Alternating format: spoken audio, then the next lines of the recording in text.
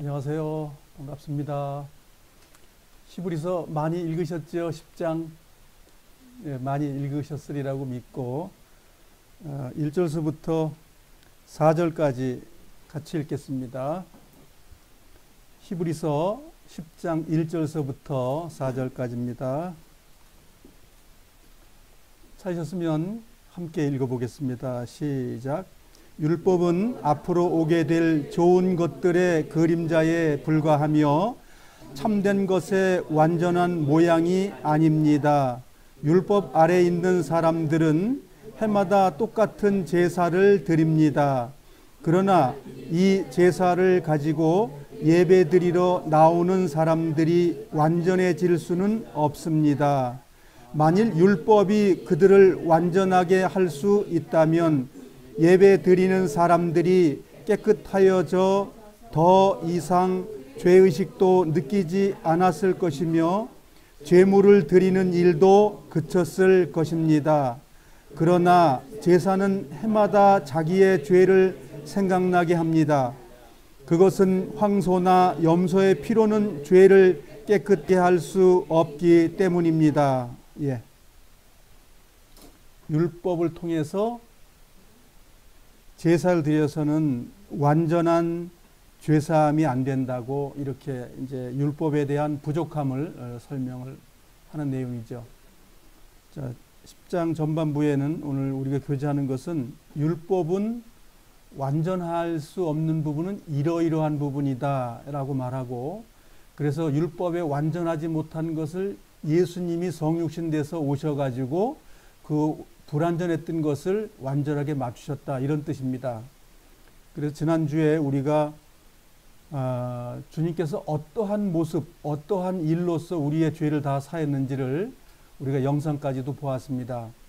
쉽게 죄를 해결하신 게 아니고 정말 하나님께서 죄를 얼마나 미워하시는지를 우리가 지난주에 봤습니다.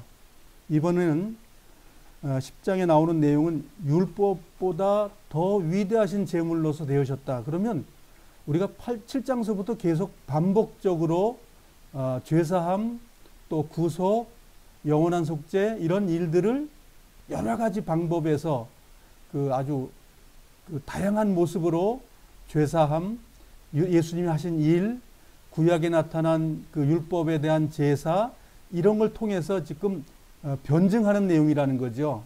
그래서 이런 것들이 우리 마음속에 살아있느냐는 거예요. 이 히브리서 저자는 이런 많은 것들이 내 마음속에 하나님 앞에 다 해결됐느냐라고 묻고 있는 거죠. 이것은 글이지만 이것이 내 마음속에 이루어졌다면 성령의 역사가 일어난 것이죠. 그래서 그러한 역사가 우리 마음속에 계속 되어지고 있느냐는 것을 질문하는 내용이라는 거죠. 그래서 오늘 1절서부터 우리가 18절까지 우리 오늘 묵상을 할 건데요. 우리가 10장 전반 부분에 대한 얘기는 우리가 지난번에 배운 8장 후반부에 있는 내용을 똑같이 다시 복습을 하는 내용입니다. 단지 그 내용이 어떻게 된 거냐 하면 종전에 우리가 8장에서는 새 언약이라는 걸로 얘기를 했고, 지금 우리가 보고 있는 것은 그 새로운 단번의 제사로 됐다라는 그 말의 표현만 바꿀 뿐이시지 똑같은 내용이라는 거죠. 이 똑같은 내용을 왜 자꾸만 반복해서 말을 할까요? 중요하다는 거죠. 그래서 예수님이 하신 일이 여러 가지의 방면으로 설명하는 내용이라는 거예요. 칠판의 내용을 다시 정리하고 성경으로 오겠습니다. 하여간 우리가 히브리서를 우리가 자주 묵상을 하시게 되죠. 우리가 지금 배우고 있는 상황이기 때문에.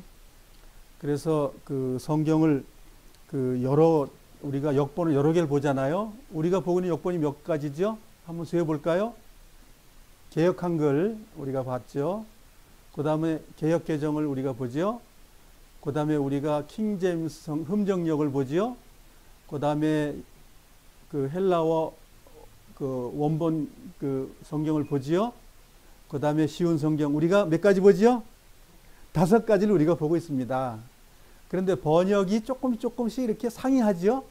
똑같이 맞아떨어지지 않고 그 내용에 따라서 그 단어를 쓰는 것이 조금씩은 이렇게 좀 차이가 있다는 걸 아실 거예요. 그러면 5가지 내용을 다 읽어보면 아, 이 내용으로 이게 설명이 됐다라는 걸 이해되실 거예요.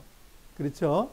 그래서 번역은 직역이라는 번역 방법이 있고, 그 다음에 원문에 비유적으로 또 설명하면서 그 번역이 있고, 직역과 의역을 해가지고 하는 것, 병행해서 하는 것도 있고, 성경 번역은 그 3종류로 기본적으로 번역을 합니다. 그래서 우리가 성경은 영감이 있어야만이 해석이 됩니다. 하나님의 영이 없는 사람들은 성경을 아무리 봐도 그냥 까만 건 글씨고 이렇게 되는 겁니다. 그러나 주님의 영이 임하신 분들은 어떻게 보일까요? 그런 것들이 말씀들이 이렇게 조합이 돼가지고 내용을 하나님이 나에게 뭐라고 말씀하셨는지를 인지하게 되고 그 인지한 걸 가지고 우리의 삶에서 적용하게 되는 거죠. 그래서 그걸 신앙생활, 거룩한 생활이다 이렇게 우리가 말하죠. 오늘 우리가 1절에서 18절까지의 내용은 이런 내용입니다. 제목은 율법의 제사는 그림자다. 그림자는 실체가 아니죠. 이 그림자가 잘 안 나오나요? 여기 그림자 조금 보이긴 하지만 요 텔레비전의 실체고 뒤에 그 그림자인데, 그림자는 약간 희미하다, 완벽하지 못하다는 뜻이고, 텔레비전은 완벽한 거지요. 실체지요. 그것처럼 율법이라는 구약의 모세오경을 중심으로 해서 하나님께서 시내산에서 준 것은 그림자적인 이야기인데, 그런 그림자를 왜 줬냐? 목적이 뭐지요? 실체를 더 설명하기 위해서 주신 거예요. 그림자가 필요 없는 것이 아니라 그림자는 꼭 필요한 거죠. 실체가 있으면 그림자적인 것은 꼭 있기 때문에 그림자는 실체를 증명하는 거죠. 그것처럼 구약은 신약을 증명하는 거죠. 그래서 그림자적인 제사가 참 제사를 설명하고 있다. 예수 그리스도의 참 제사를 구약은 설명하고 있기 때문에 예수님이 뭐라고 말씀하시냐면, 구약에 뭐라고 말하느냐, 구약에 나에 대해서 말하지 않느냐, 이렇게 제자들에게 말을 하고 종교 지도자들에게도 그렇게 말씀을 합니다. 그 이유가 뭐지요? 너희들이 그림자를 잘 봤다면 실체로 오신 예수님을 너희들이 이해했을 것이다. 그 얘기죠. 그냥 책망하는 말씀이 되는 거죠. 우리도 마찬가지예요. 지금 구약을 왜 읽어요? 성경이기 때문에. 그것도 맞는 말이긴 하지만 더 정확하게 말하면 예수님을 더 잘 알기 위해서 구약을 읽습니다. 그것이 맞는 거예요. 그냥 예수 한 분 외에는 없기 때문에, 예수 한 분. 그래서 그 한 분을 우리가 알기 위해서 오늘도 영생은 유일하신 참 하나님이신 그리스도를 아는 거기 때문에 아는 거에 우리가 오늘 속해 있는 거예요. 영생의 연장선상에 있다 이거죠. 오늘 우리 처음 앞에 배우는 것은 율법은 앞으로 올 좋은 것의 그림자인데, 앞으로 오시는 분 누굴 가리시냐면 즉 예수 그리스도. 요 그리스도의 기름 부음은 제물의 성격을 띈 거예요. 예수님 자체는 제물이 아닙니다. 예수 그리스도, 예수님이 제물로 오셨다고 하는 걸 성육신이라고 말하죠. 그 성육신에서 오신 것이 없으면 죄사함이 안 돼요. 그래서 구약의 4,000년 동안에 기록한 내용은 양이 죽는 것의 그림자인데, 실체가 되신 예수님이 성육신 해가지고 오셔서 이제 돌아가시겠다. 돌아가시고 난 그 결과가 뭐냐면 죄사함이다. 그걸 성경에다가 아주 정말 다양하게 말씀해 놓으신 거예요. 우리가 그것을 배우는 거죠. 율법의 제사는 양과 소와 제물을 드리는 것은 완전한 제사가 되지 않는다. 완전하지 않다. 그러면 어떤 것이 완전하냐? 예수님이 오셔서 죄사함을 해주는 그 제물이 됐을 때 완전하게 된다. 이 율법을 통해서 제사 드리는 것은 죄를 늘 생각나게 하고 완전케 할 수가 없다. 죄를 범하게 되면 매년 1년에 한 번 그 어린 양을 잡는 대속절이 있죠. 7월 10날. 그러니까 그런 날이 꼭 와야만 된다는 것이고, 그게 완전하게 되는 것이 아니라 늘 생각나게 한다. 그렇지만 예수님이 오셔서 하는 일은 완전하다. 이제 그걸 얘기하는 거죠. 불완전한 것을 완전으로 바꾸신 것이 성육신에서 오신 것이다. 그 얘기예요. 그래서 예수님께서 새로운 제사 제도를 가지고 오셨다는 거죠. 어떤 제사냐 하면 세상에 오셔가지고 어린아이가 이 땅에 오셨는데 그가 성장해서 기묘자요 모사요 전능한 하나님이라 평강의 왕이라 할 것이다. 그분이 그렇게 하시고 빌라도의 재판성 앞에 서실 때 내가 유대인의 왕이냐 그럴 때 뭐라고 말씀하셨나요? 네 말과 같이 그렇다. 네, 그랬어요. 그러면 왜 왕인데 죽으셨을까요? 죄를 짓지 않는 왕으로 오셨기 때문에 그 얘기를 하시는 거예요. 내가 죄를 끝내놓는 왕이다. 그 얘기입니다. 그걸 하셨다는 거죠. 그래서 그런 일을 어떻게 하셨냐면 예수님 단 한 번, 딱 한 번 돌아가셔서 영원한 완전한 제사를 이루셨다는 거죠. 딱 한 번에 영원하게 끝냈다. 이걸 많은 사람들이 오해하는 거죠. 이게 무슨 오해냐면 주님이 단번에 들여서 내가 주님을 영접했더니 난 다 됐습니다라고 하는 것은 그건 50점짜리 복음이에요. 그런데 영원히 완전하게 했다는 건 죄물의 문제입니다. 죄물.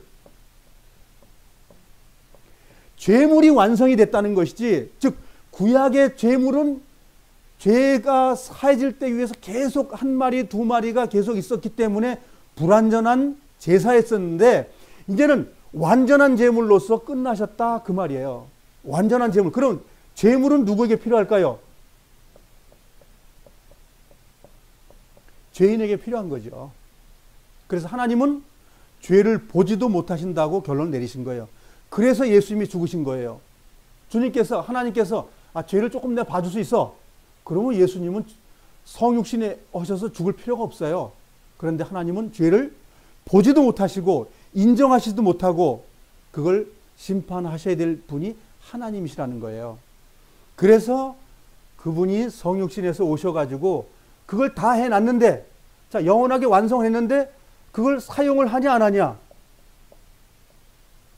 사용하는 사람은 영원한 속죄가 된 것이고 사용하지 않는 자는 영원한 속죄가 안 됩니다. 그래서 우리가 생을 마감할 때까지 이 영원한 죄물을 사용할 수 있다라고 성경은 기록하고 있는 거예요. 히브리서는 바로 그 얘기를 하고 있어요. 그래서 만일 영원한 구원이 이루어졌다면 내가 어떻게 살더라도 난 어떻게 돼야 돼요? 구원 받아줘야 돼. 구원 받은 사람은 어딜 가는 거죠? 천국. 근데 천국은 죄가 있으면 가요, 못 가요? 못 가는 곳이기 때문에 히브리서 그걸 자세히 설명해 주는 거예요. 그 영원한 구원, 영원한 속죄라는 내용은 뭐냐면 준비는 다 돼 있는데 사용하는 사람은 주님 안에 있는 것이고 사용 안 하는 사람은 주님 바깥에 있는 것이고, 그래서 요한복음 15장에 뭐라고 설명하죠? 너희가 내 안에 있으면 어떻게 된다고요? 많은 과실을 맺고. 예수님이 내 안에 들어와요? 내가 예수님 안에 들어가요? 내가 예수님 안에 먼저 들어갑니다. 너희가 내 안에 들어오면 내가 너희 안에. 그렇게 되어 있습니다. 주님이 먼저 들어오시고 내가 한다는 말이 아니라 그건 하나님의 구원 사역은 그런 건데 우리의 삶 속에서 유지하는 것은 내가 주님 안에 들어가는 거예요. 주님을 두들기는 거예요. 주님을 찾는 거예요. 그것의 결론이 뭐냐면 그것이 거룩함이라는 거죠. 그래서 우리가 답이 뭐예요? 우리 마음판에 말씀이 어떻게 된다고요? 기록된다고요? 그럼 말씀이 기록됐다고 다 끝났어요? 그 기록된 것이 움직여야 해결된다는 거예요. 마음판에 새긴 것이, 구약에는 미간에다가 새겼죠, 말씀을? 손에다 메고 다니죠? 자, 그러면 겉으로 보이는 것은 매에서 말씀이 달랑달랑. 이게 무슨 말씀이었어요? 복음의 말씀이거든요. 너 죄를 사했다는 복음의 말씀입니다. 양이 죽었으면 너 죄 사함 받아서, 그 말이에요. 그걸 미간하고 손에 매달고 다니면 뭐예요? 미간은 생각이죠. 생각이 어떻게 돼요? 죄 지러 가요? 죄 안 지러 가는 거예요. 그러면 손은 말씀이 뭐예요? 죄 안 지러 가요? 죄 지러 가요? 죄 안 지러 가요. 구약에도 표면적으로 말씀을 매달고 다녔지만 그것이 마음판에 새겨진다는 거예요. 그 마음판에 새겨진 사람은 지금 하나님의 나라에 있는 거예요. 우리는 지금 뭐예요? 그림자가 그렇게 될진언정 실체가 와서 뭘 했냐 이거예요. 영원한 제물로 준비됐다. 여러 가지 동물 제사가 아니라 완전한 제물로 됐기 때문에 그걸 사용해라 이거예요. 죽을 때까지. 그것이 거룩함이에요. 그것이 완전한 복음이에요. 그래서 죄 지은 사람은 천국에 못 들어갑니다. 그러니까 주님의 사람이 주님을 구원받았는데 천국에 못 들어간다 그러면 그게 뭐지? 바로 그거예요. 그래서 우리가 이제 히브리서 10장 26절서부터 31절까지 이제 그 말을 하고 있는 거예요. 이 히브리서 저자가 구원은 다 이뤘다 맞다. 그런데 그걸 사용 안 하면 그건 구원이 아니다. 그 말을 하고 있는 거예요. 그래서 우리가 주님께 나아가고 구하고 거룩한 삶을 유지하는 것은 내 몫이라는 거예요. 근데 그것을 주님께서 날마다 인도하시고 도와주신다는 거예요. 그걸 안 하는 사람은 의인 중에서 악인을 갈라내치는 거고, 알곡이 되어지다가 채워지질 못하고 쭉정해 되면 버려진다는 말을 지금 히브리서 저자가 말하고 있는 거예요. 그래서 우리는 늘 구해야 됩니다. 구원이 불완전하다는 것이 원래 완전한 건데 그걸 유지 못한다는 그런 내 책임이 주어진다는 거예요. 많은 사람들이 이 부분을 오해하고 있는 거예요. 그 성경을 단어를 하나 다 갖고 와가지고 영원한 속죄, 영원한 구원.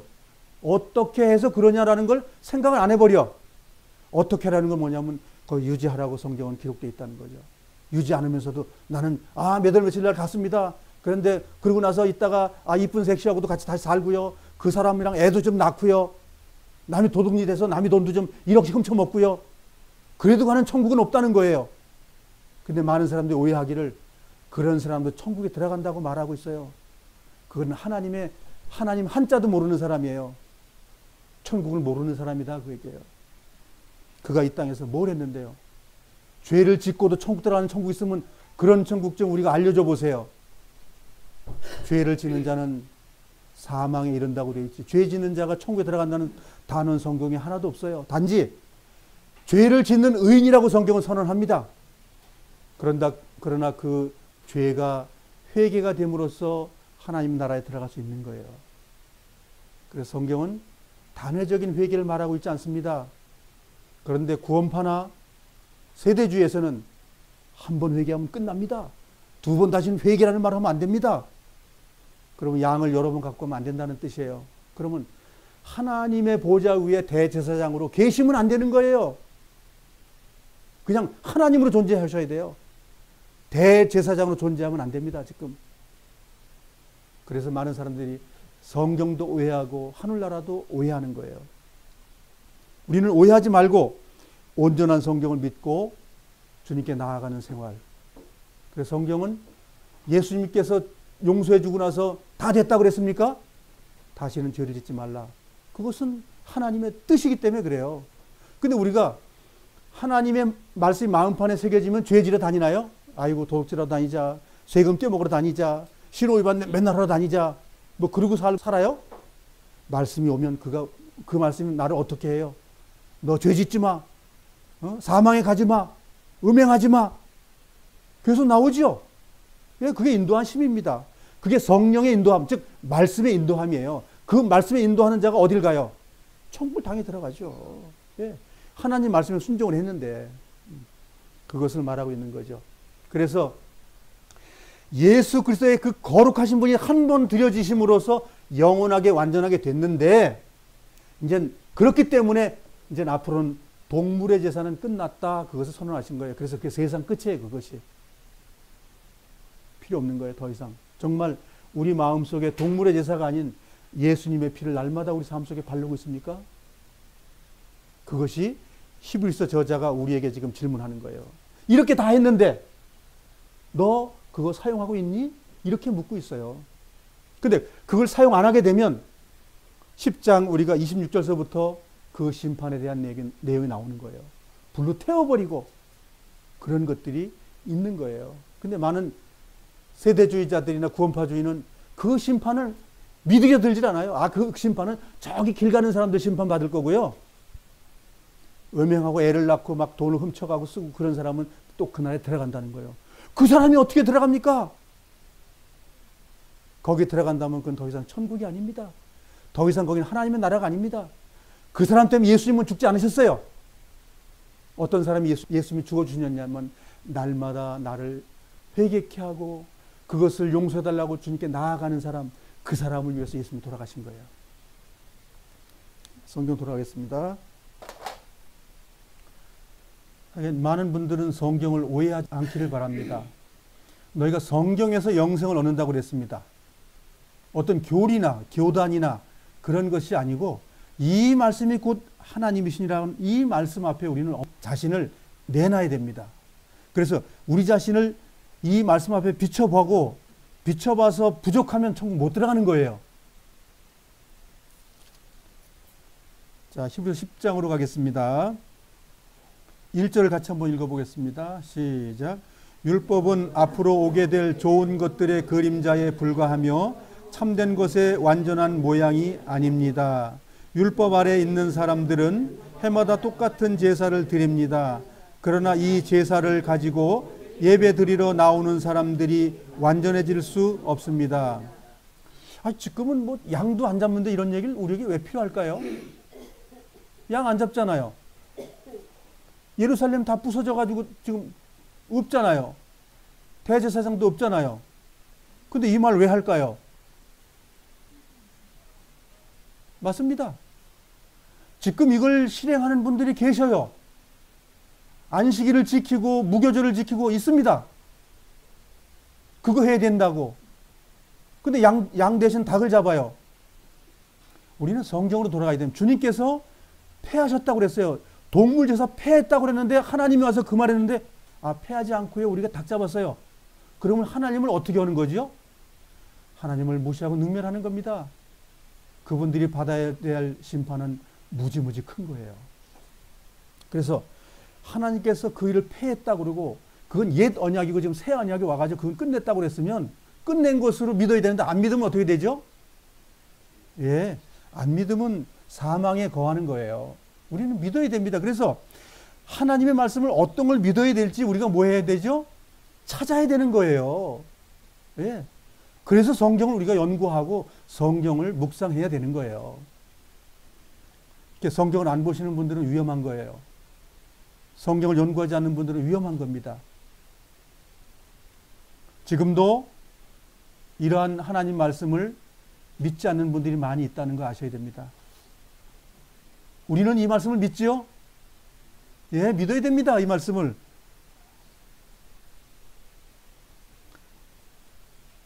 5절로 넘어가겠습니다. 5절서부터 7절까지 이제 한 단락인데 읽어보겠습니다. 이건 시편 40편 6절서부터 8절에 있는 내용을 인용한 내용인데 읽어보겠습니다. 시작. 그래서 그리스도께서 세상에 오셨을 때 이렇게 말씀하셨습니다. 하나님께서는 제사와 예물을 원하지 않으시고 나를 위해 한 몸을 예비하셨습니다. 또한 태워드리는 제사인 번제와 죄를 씻는 제사인 속죄제도 기뻐하지 않으십니다. 그때 내가 말하기를 하나님 보십시오. 나에 관해 율법책에 기록된 대로 하나님께서 내게 원하시는 일을 하러 왔습니다. 구약에 있는 말씀인데 현재 시제로 말했죠? 이상하지 않으셔요?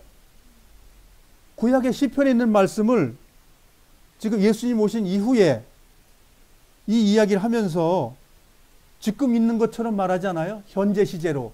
과거에 일어난 일에 대해서 현재 예수님이 와서 뭘 했다는 식으로 말하지 않나요? 어법이 지금 안 맞는다고요. 구약에 있는 이야기를 지금 가져왔는데 현재로 본단 말이죠. 왜 그럴까요? 하나님 말씀 옛날에 있기 때문에 죽은 것이 아니고 옛날에 있기 때문에 끝난 것이 아니고 하나님 말씀 무엇이죠? 어제나 오늘이나 동일하시기 때문에 이 말이 맞는 거예요. 사람들의 생각으로서는 틀린 말이지만 하나님의 시각으로는 맞는 거예요, 이게. 구약의 이야기가 그래서 율법으로 양 잡고 소 잡고 하는 것이 지금 이렇게 말하는 게 맞다 그 얘기예요. 이렇게 이해되려면 이게 영적으로라야 이해가 된다 그 말이에요. 영적, 신령하다는 말이에요. 우리가 이렇게 이해한다면 하나님이 기뻐하시는 거예요. 그래서 구약 성경을 읽어야 돼요, 안 읽어야 돼요? 힘들어도 읽어야 되는 겁니다. 예. 이해가 안 되더라도 자꾸만 읽다 보면 하나님께서 알려주셔요. 하나님은 어렵더라도 계속 읽어나가길 원하셔요. 왜? 당신의 말씀이기 때문에. 우리가 성경을 자세히 읽어보면 말도 안 되는 성경들이 많이 있지만 어느 날 성경을 또 읽고 또 다른 역본을 읽어보고 하다 보면 하나님께서 이 말씀을 하시기 위해서 나에게 이렇게 말씀하신다라는 걸 알게 된다는 거예요. 그래서 지금 구약에 나온 이야기가 뭐예요? 동물이 꼭 필요한 거 아니었어. 내가 육신의 몸을 입고 이 땅에 오실 거. 구약에도 그 말 하셨는데, 아니, 이 시편 이야기는 예수님 오시기 1000년 전에 말한 거예요. 예? 예수님 1000년 전에 와가지고, 야, 동물 제사 필요 없어. 그러면 뭐예요? 그때 당시에 뭐가 필요했던 거죠? 동물 제사가 필요했을 때입니다, 그때. 그럼 그때 당시에 필요 없어? 그 말 나온 거예요. 그럼 얼마나 우스꽝스럽냐고요. 지금 대제사장은 소를 잡고 있고, 저기 일반 평민은 양을 잡고 있는데, 그게 필요 없다고 얘기한 거예요. 이율배반적이지 않아요? 신약에만 그 말을 한 게 아니에요. 구약에도 그 말을 했다니까요. 그래서 많은 사람들은 구약에는 양을 잡아야 된다고만 얘기를 하셨고 신약엔 양을 잡는 게 아니라 예수님을 잡는다. 꼭 이렇게 말했다고 사람들이 오해하고 있는 거예요. 구약에도 마음판에 새기는 말씀이 구약에도 있고 성령이 있다고 구약에도 말하는 거예요. 그래서 신약에도 성령이 말한다고 말하고 있는 것이고 같은 거예요. 구원의 방법은 똑같습니다. 양을 잡은 사람들이 가슴 마음속에 기록 안 했을까요? 기록 안 했으면 양 잡지도 않았습니다. 우리가 예수님이 제물된 것을, 예수님의 제물이 잡혀진 것을 우리가 인정한 사람들은 마음판에 새겨진 거예요. 구약에 예수님을 믿은 그 메시아를 믿은 사람이나 지금 메시아를 믿은 사람이나 똑같은 거예요. 그리스도 그러니까 달라 보이나요? 그리스도라는 말은 우리가 헬라 말로 써서 그런 거고 히브리 말로 하면 그냥 메시아예요. 예수 메시아. 예. 메시아가 영접됐으면 마음판에 새겨진 거예요. 메시아는 꼭 유대인들에게만 적용되는 단어가 아닙니다. 인간의 모든 사람들에게 적용되는 단어예요. 그래서 메시아가 이루어지면 임마누엘이 이루어지는 겁니다.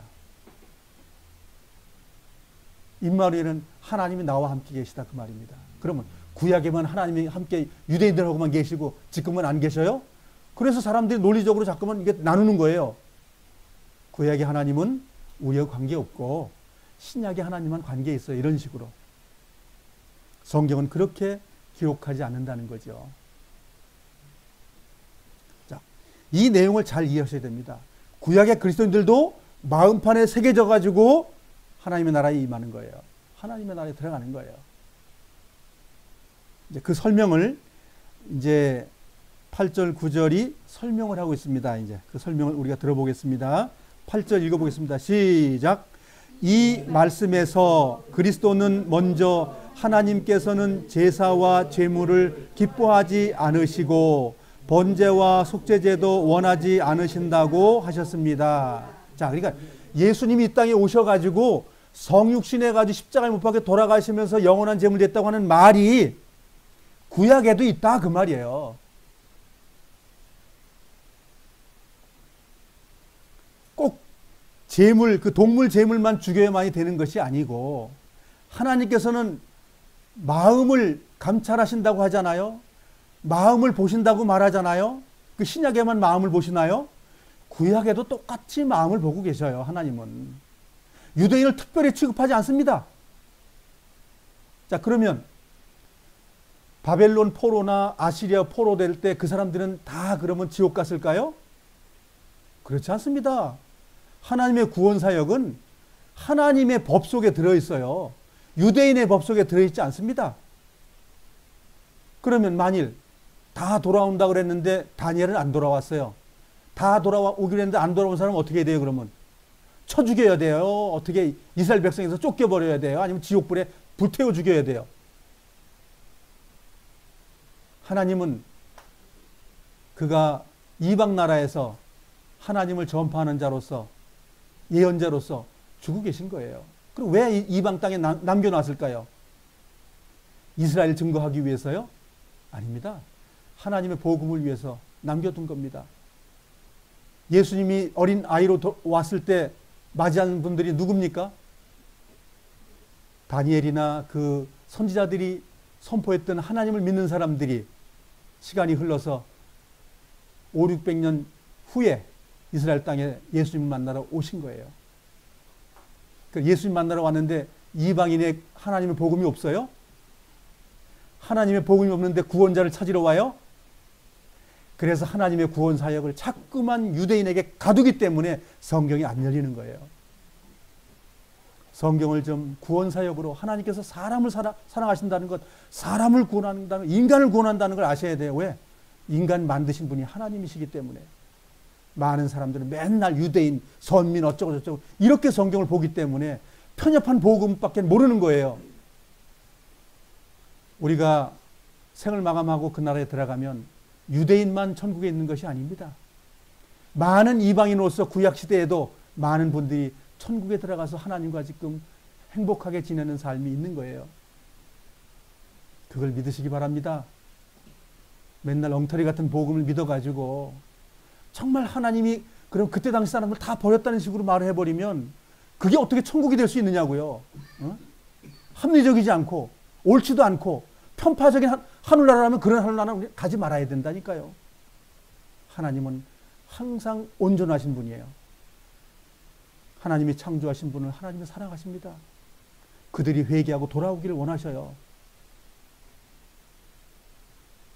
번제와 속죄제도 원하지 않으신다고 하셨습니다. 이런 것들은 율법이 명령하는 제사들이 아닙니다. 이게 예수님 오신 이후에만 이루어진 게 아니고 그 이전에도 이루어지고 있는 것이거든요. 죄가 많은 예레미야 선지자가 통탄하고 하나님을 떠난 사람들에게 얘기할 때 동물 제사만 가지고 청구하는 게 아니다. 얘기하고 있었다니까요. 이런 것들을 우리가 성경에서 찾아내야 됩니다. 엉터리같이 기록한 성경을 가지고 자꾸만 그렇게 말하는 사람들, 그렇게 번역을 하는 사람들, 그들은 어떤 측면에 보면 천국에 들어가기 어려울 수 있는 사람들입니다.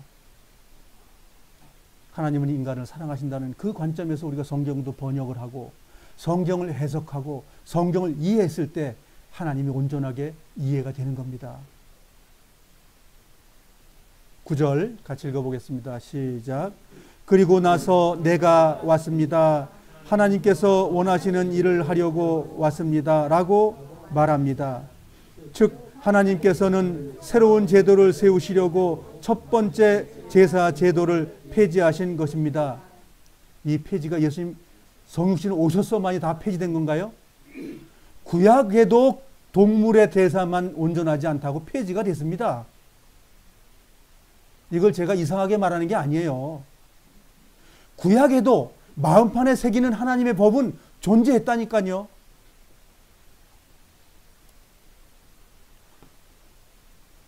구약에도 내가 왔습니다라고 말해요. 구약에도 메시아가 왔다고 얘기를 해요.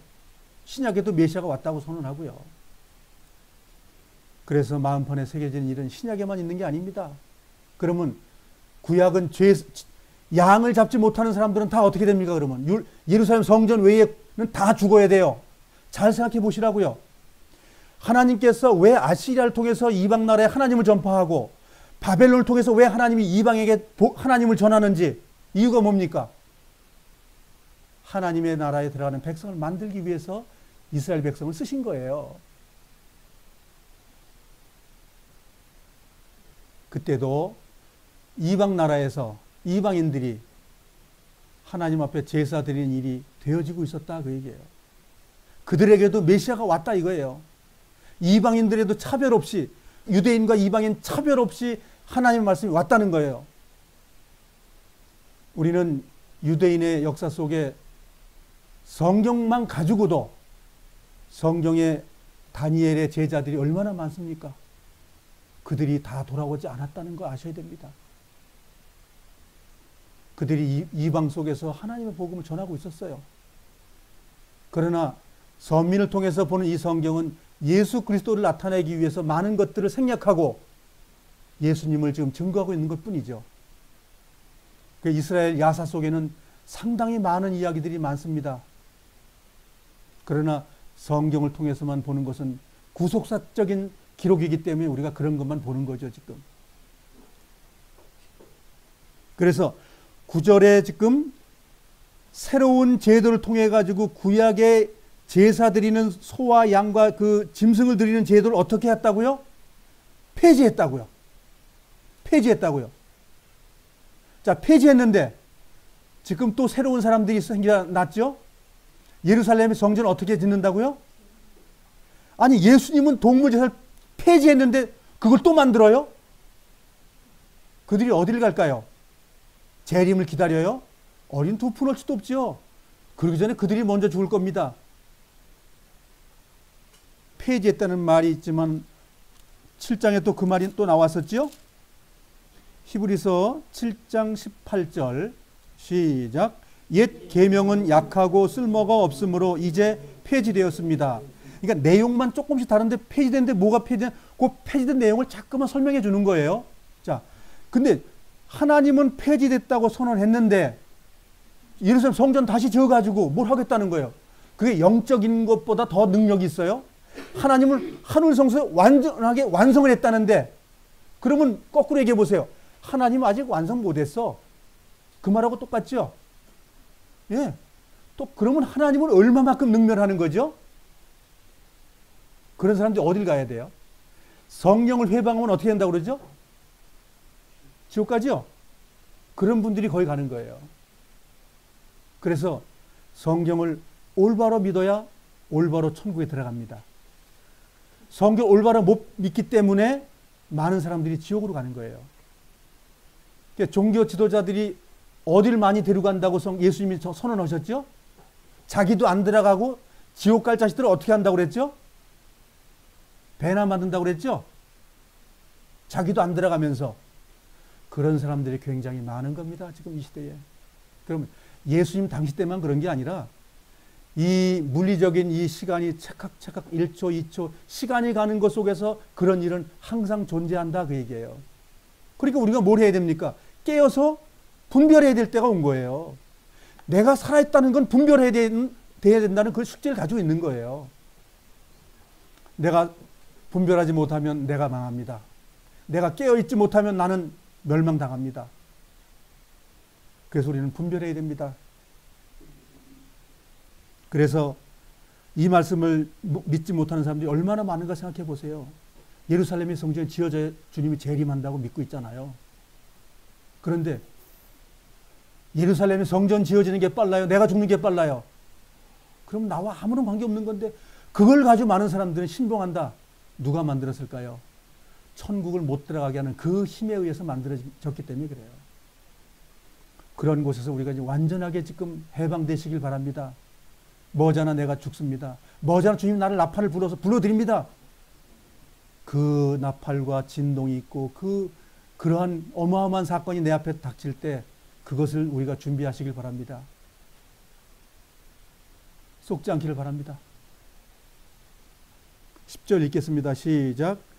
예수 그리스도는 하나님께서 원하시는 일을 하셨습니다. 우리는 예수 그리스도께서 단번에 몸을 들이신 제사를 통해 거룩함을 입었습니다. 자, 이제 동물의 제사를 통해서도 거룩함이 되는데 영원한 건 안 되지만 일시적인 건 되었잖아요. 그리고 예수 그리스도는 메시아는 영원한 속죄가 됐다는 거예요. 자, 그러니까 이제 동물의 제물이 아닌 하나님이 죽으셨기 때문에 완전했다 그러면 내가 어떻게 해야 되겠냐고요. 내가 완전히 믿으셔야죠. 예. 이 믿음을 하나님이 의로 여기신다는 거예요. 이 의가 된 사람이라면 날마다 이제 주님 앞에 나아가라는 거예요. 말씀도 좀 보시고, 안 보시는 분들 좀 회개 좀 하시고, 그 거룩함을 유지하는 방법은 우리 건강 유지하는 걸 밥 먹는 거잖아요. 그러면 우리 거룩함을 유지하는 건 말씀을 날마다 읽고 묵상하는 거예요. 그렇기 때문에 성경을 많이 안 보시는 분들은 제발 날마다 아침 저녁으로 밥 먹기 전에 보시든지 밥 먹은 나서 보든지 영의 양식을 날마다 먹으시기 바랍니다. 그러면 하나님이 영의 양식을 날마다 우리에게 먹여주십니다. 그 단번에 주님께서 이루신 것이 어마어마하기 때문에 천지가 교역한 거예요. 그것을 우리 마음에 받아들였다면 날마다 감사한 생활 하시기 바랍니다. 주님의 뜻을 이루는데 죄 짓는 게 주님의 뜻이에요? 그건 아닙니다. 죄와 멀리하고 주님의 사랑 가운데서 형제자매를 사랑하고 위하고 존경하고 기도해주고 그러한 삶이 되기를 바랍니다. 11절 읽어보겠습니다. 시작. 제사장들은 매일 제단 앞에 서서 맡은 일을 행합니다. 그러나 그 제사들은 죄를 없애지 못합니다. 12절. 그리스도께서는 죄를 위해 단 한 번 제사를 드리시고 하나님 오른쪽에 앉으셨습니다. 자, 하나님 오른쪽 아시죠? 의자가 오른쪽에 의자가 있다는 게 아니고 완성하셨다. 앉아 있다는. 자, 구약의 그 성막에선 서 있어요. 제사장들이 앉아 있어요. 하루 종일 서 있습니다. 얼마나 피곤할까요? 그러니까 대제사장은 완성을 못했죠. 그 두 번째 오신 대제사장은 어떻게 했죠? 일을 다 끝마치고 앉아 계시죠? 예, 완성을 얘기하는 거예요. 그래서 구약은 부족하지만 신약에는 완성이 됐습니다. 완전해졌습니다. 그 말이에요. 이제 완전해졌으니까 우리도 기쁘고 우리도 안식하고 있으라 그 말입니다. 이제는 동물 날마다 드리는 그런 불안한 것이 아니라 다 되었습니다. 용서 다 끝냈습니다. 언제까지요? 우리 생을 마감할 때까지. 예. 그럼 끝났는데 그 속에 의로운 죄인이 생겼다 이거예요. 우리가 실수할 때 어떻게 한다고요? 하나님 앞에 나아가는 거예요. 완전함을 유지하는 것. 이것이 완전한 복음입니다.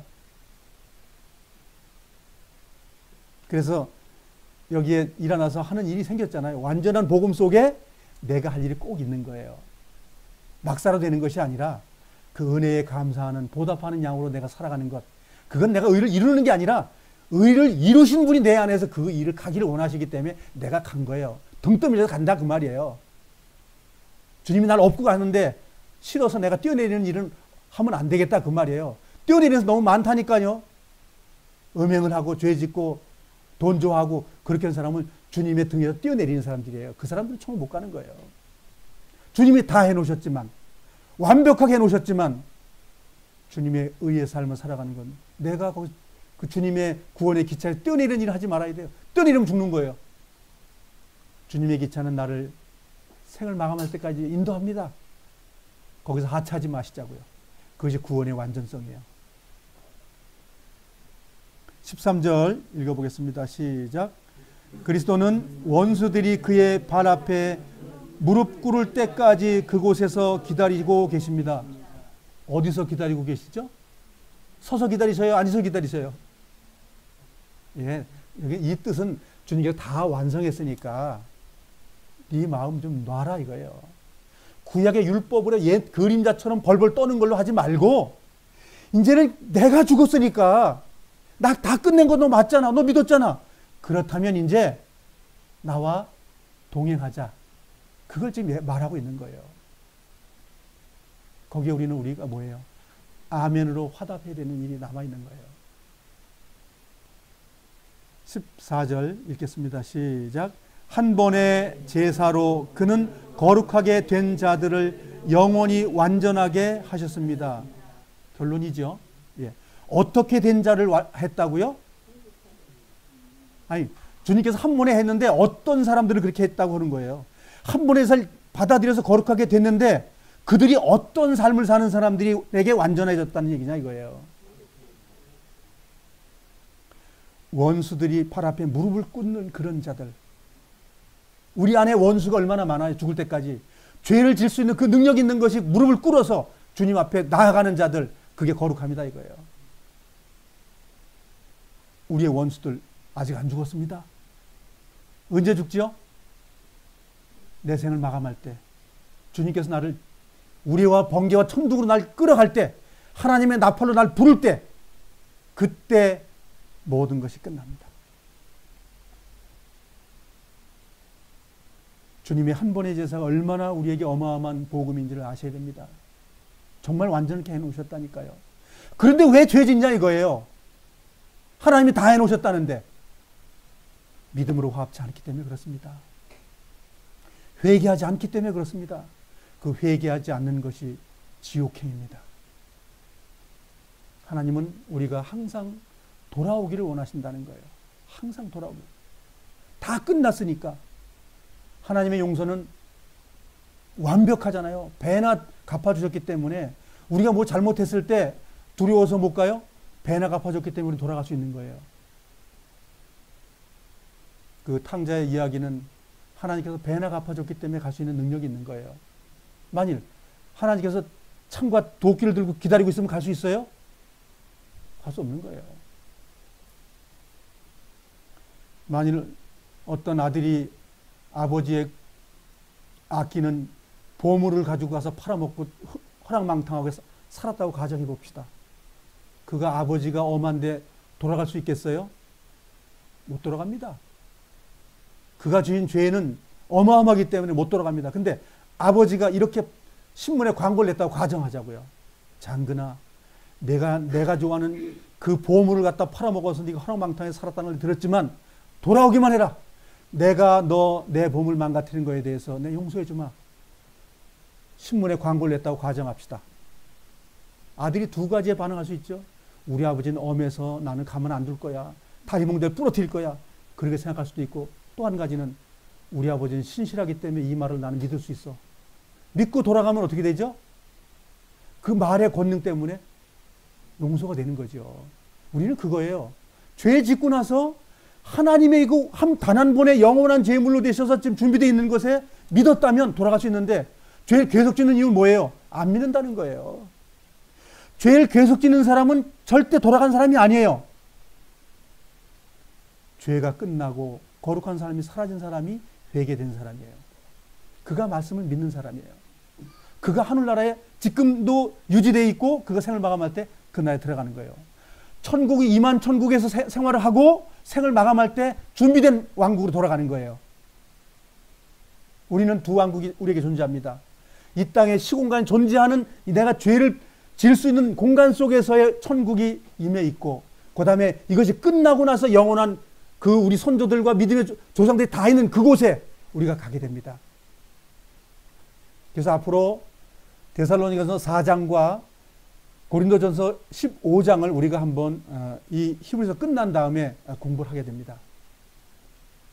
정말 우리는 생을 마감하면 썩을 몸으로 존재하는 것이, 썩을 몸이 끝나고 나면 썩지 않는 몸으로 주시는 거예요. 그 몸을 누가 주시냐면 지금 한 번 왔다 가신 그분이 우리에게 약속하신 거예요. 그 하나님께서 약속을 하셨어요. 그래서 하나님을 믿어준 사람을 하나님은 기쁘게 받아들이는 거예요. 내가 나를 인정해 주는구나. 그걸 하나님을 의라고 말합니다. 하나님 어마어마하게 기뻐하셔요. 우리가 하나님 마음을 이해하셔야 됩니다. 15절서부터 18절은 지난번에 나왔던 말씀이에요. 우리가 8장에서 나왔던 말 그대로 다시 또 나온 거니까 복습을 하는 겁니다. 성경에서도 복습을 또 해요. 자, 그럼 18절까지 쭉 같이 한번 읽어보겠습니다. 시작. 성령께서 또한 우리에게 이것에 관해 말씀하십니다. 나중에 내가 다시 이스라엘 백성과 함께 새 언약을 맺을 것이다. 내가 나의 가르침을 그들의 마음속에 새기고 그들의 가슴에 기록할 것이다. 잠깐만요. 누구에게 이 하나님 말씀을 새겨줘요? 이스라엘 백성에게 나에게 아무 관심이 없네요. 관심이 없는, 나에게 관여 안 되는 거 아니에요? 이스라엘 백성 되셨나요? 아니, 지금 이스라엘 저기 있는데, 저기 중동에 그 백성 얘기하는 거 아니죠? 지금 여긴 성령이라고 말했으니까는 영적인 이야기를 한다. 이게 선언해. 이 15절의 서두가 뭐예요? 성령께서라고 말할 땐 영으로 말한다. 그 말입니다, 지금. 그래서 이스라엘이란 지금 그 타락한 동성연애자가 창궐한 그 나라 말고 참 이스라엘. 베드로의 동생은 참 이스라엘이라고 예수님께서 말씀하셨죠? 우리가 그 참 이스라엘 얘기하는 거예요. 그 참 이스라엘이라고 말한다면 우리 마음판에 말씀이 새겨졌다. 그 말이에요. 말씀이 새겨진 사람은 어떻게 생활하냐면 죄를 짓지 않는다. 그 말이에요. 어떻게 죄 안 짓느냐? 그 말씀이 내 안에서 역사해가지고 하나님 인도해서 죄에서 우리를 날마다 구원케 해주신다. 그 얘기예요. 17절 또 말씀하십니다. 그들의 죄와 악한 행동을 내가 다시는 기억하지 않을 것이다. 죄 지는데 기억 안 한다는 말이에요? 죄를 안 짓는다는 말이에요? 하나님의 말씀이 새겨진 사람들은 죄를 안 짓는다라고 요한일서에 말씀을 하고 있고, 또 죄 지은 사람은 뭐예요? 회개가 됐기 때문에 기억하지 않는다, 이런 말이에요.